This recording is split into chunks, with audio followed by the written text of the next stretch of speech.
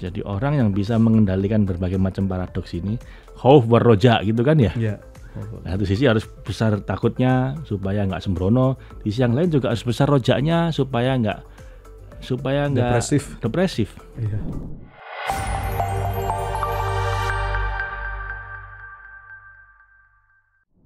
Bismillahirrahmanirrahim teman-teman sekalian, ketemu lagi dalam seri bahasan kita masih membedah buku 70 Jalan Cinta Menuju Tuhan, ditulis oleh Pak Afzan, Pak Ahmad Faiz Zainuddin dari Sang Guru Maulana Rumi atau Syam Tabriz. Kita masuk ke Jalan Cinta ke-21 nih Pak Faiz, alhamdulillah, tentang menghormati perbedaan. Gimana nih Pak Faiz? Ya, ini topik yang orang pada ngomong tapi susah praktek. Menghormati perbedaannya. Yes. Kita semua diciptakan oleh Tuhan yang sama untuk menjadi makhluk yang sama-sama memiliki spiritual core. Namun demikian, kita tercipta dengan keunikan masing-masing. Tidak ada dua manusia yang benar-benar sama. Tidak ada jantung yang berdetak dengan ritme yang sama persis. Jika Tuhan ingin semua orang serupa, maka Dia akan membuatnya begitu. Nyatanya manusia diciptakan dengan sangat beragam dan diberi kebebasan memilih sikap dan keyakinan. Karena itu, sikap tidak menghormati perbedaan, menuntut orang lain sama dengan kita, atau memaksakan pikiran dan keyakinan kita pada orang lain, adalah pelecehan pada rencana agung Tuhan. Ini memang berat sih Mas Sony. Terutama kalau orang berbeda itu orang dekat kita. Oke. Ya misalnya anak, pilihan karirnya beda dengan orang tua. Kadang-kadang orang nggak terima. Wah, ini banyak nih Pak. Atau bahkan mungkin yang mazhab keberagaman tiba-tiba dia beda lah. Orang tua nggak terima.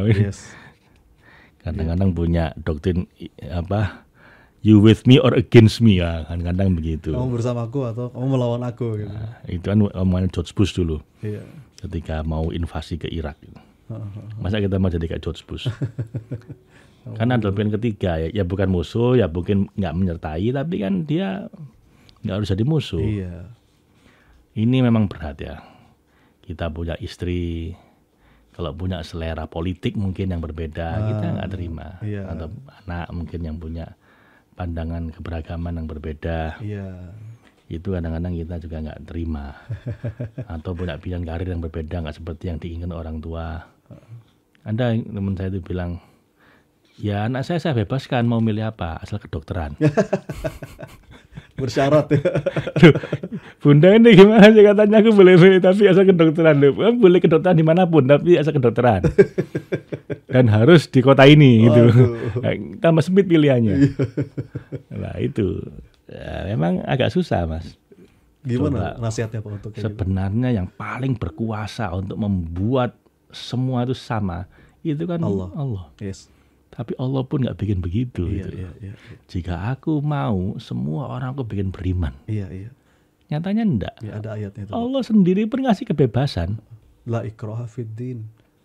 Gak ada paksaan. Ya. Cuman kita ini bebas memilih pilihan tindakan, cuman nggak bebas atas konsekuensinya. Oke. Ya kan ada kereta lewat, kereta api, Anda bebas berhenti atau nyebrang. Iya. Boleh milih, tapi begitu memutuskan nggak bebas dan konsekuensi. Yeah. Begitu milih nyebrang ya ditabrak. Yeah. Ditabrak kereta api. Jadi lah kita harus sadar itu. Allah bilang begitu, silakan kamu pilih. Tapi ya masing-masing ada konsekuensinya. Yeah.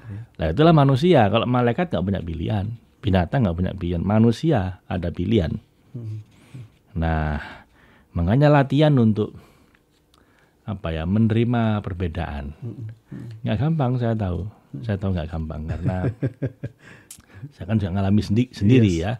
Orang terdekat kita tiba-tiba memilih jalur yang tidak sesuai harapan kita, yes. tidak keinginan kita. Padahal kan dia orang dekat gitu kan, kan harusnya ikut aku kan itu. Nah itu dibutuhkan kebesaran jiwa memang untuk bisa itu. Gimana latihannya tuh Pak berarti? Makanya latihannya lihatlah pasangan Anda, anak-anak Anda, apakah mereka berbeda dengan Anda? Mungkin berbeda sikapnya, berbeda cara berpikirnya, kepribadiannya, bahkan pilihan hidupnya, pilihan karir, pilihan mazhab keberagamaan mungkin. Maka berbahagialah. Syukuri perbedaan itu. Karena jika ada dua orang hampir sama dalam banyak hal, maka cukup satu saja yang ada. Karena yang satunya lagi tidak diperlukan. Justru karena ada perbedaanlah kita punya kesempatan bersinergi. Menjadikan kekurangan kita tertutupi oleh kelebihan orang lain. Kekurangan orang lain pun tidak layak dicela. Tapi sebaiknya kita tutupi dengan kelebihan yang kita miliki. Bukankah yang demikian itu indah? Masya Allah, saling melengkapi ya Pak. Ya, yes. Ya itu tujuannya kenapa kok kita nggak sempurna. Supaya bisa saling menyempurnakan. Supaya kita bisa merasa butuh sama orang lain. Bahwa kita nggak bisa sendiri, bahwa kita belum lengkap, perlu orang lain. Ya. Allah mau mendidik kita supaya rendah hati dan mau saling tolong menolong, saling melengkapi. Karena tahalluku bi khuluqillah ya.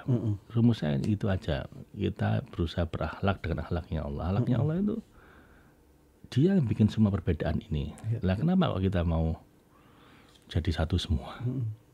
Tentunya kita punya ya hal-hal yang sifatnya prinsip yang mungkin itu itu istilahnya garis merahnya gitu. Ya cukup itu aja dipegangin. Betul. Jadi apa misalnya kalau orang religius mungkin ya paling enggak ini yang enggak boleh.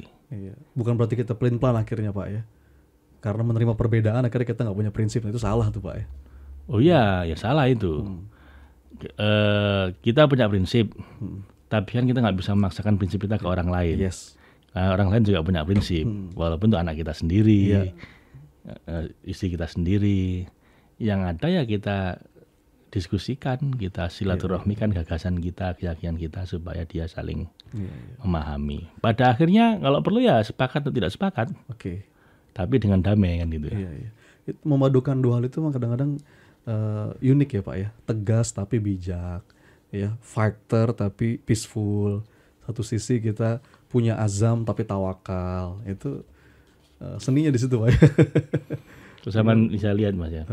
Semua orang hebat itu pasti yang bisa melakukan itu. Iya. Karena kalau dia hanya cuma satu sisi pasti gampang dan pasti nggak hebat. Iya toh? Pasti gampang. Pasti gampang, sama cuman lembut aja, nggak ada ketegasan, pasti gampang. Tapi pasti nggak hebat. Tegas saja, keras saja, tapi nggak ada kelembutan itu. Iya gampang, dan nggak hebat. Justru dia bisa hebat itu karena dia bisa memadukan dua paradoks tadi itu menjadi harmoni, hingga sinergi, yin dan yang gitu ya. Kadang keluar jamaliyahnya, kadang keluar jalaliyahnya gitu kan. Sehingga jadi kamaliyah. Sempurna. Tadi sempurna. Ya memang begitu. Dulu saya kuliah S2 di Singapura tentang Technopreneurship and Innovation. Lah profesor yang mendirikan departemen itu dari Cambridge University, udah sepuh orangnya. Nah, dia punya teori yang buat dia terkenal itu adalah entrepreneur itu menggabungkan berbagai macam paradoks. Ya kan tadi itu. Di satu sisi dia punya visi, jangka panjang. Tapi dia juga harus punya kepekaan, urgensi. Karena kalau enggak ya visi tok. Ya jadi visioner aja tapi nggak tereksekusi yang harian. Harian aja nggak punya visi ya dia cuman ngadepi PKBH dengan pegawai nanti. Di satu sisi dia harus bisa tegas, sisi yang lain dia juga harus bisa toleransi. Di satu sisi dia harus bisa uang itu harus kalau emang pada waktu harus digelontor. Tapi pada waktunya dia harus direm. Jadi menggabungkan antara royal dengan pelit. Gimana? Dan dia harus tahu kapan harus royal, kapan harus pelit. Dan itu entrepreneur hebat tuh. Lah itu baru jadi entrepreneur hebat. Ada dia begitu. Jadi di semua bidang kalau mau jadi hebat itu harus menjadi man of paradox. Man of paradox. Jadi orang yang bisa mengendalikan berbagai macam paradoks ini, khauf war roja gitu kan ya. Nah, satu sisi harus besar takutnya supaya nggak sembrono, di sisi yang lain juga harus besar rojaknya supaya nggak depresif. Iya. Harus berharap rahmatnya Allah lebih besar dibanding murkanya. Nah, begitu. Iya. Jadi jangan ditabrakkan ini, bukan either or tapi And. this and that. This and that, ya. Masya Allah. Makasih Pak Faiz.